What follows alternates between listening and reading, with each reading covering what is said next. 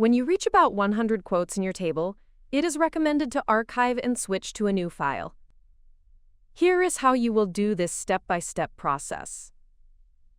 First, let's open the template markup quote file we saved during setup and the file where we prepared the last quote, our current file, side by side in two windows.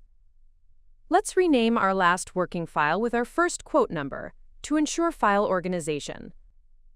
For this file, it will be E2025 to 1100. Now, open the Dashboard tab.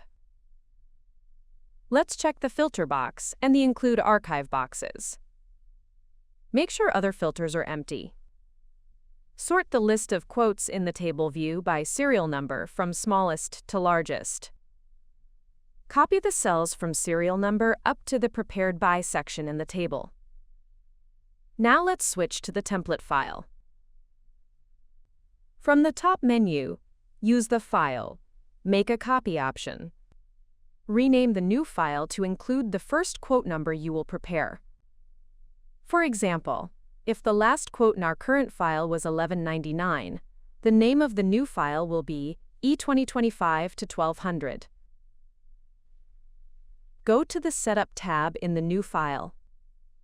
In the Options section, change the quotation start number value according to the first quote number the new file will start with. In this example, it will be 200. Finally, paste the data you copied into the Archive section. If you want to add the data from the previous Pricing and Clients tabs, you can do so by copying and pasting them as well. Your file transition is now complete. You can continue preparing quotes in your new sheet. If you liked this video and found the table useful for your work, you can support us by liking this video.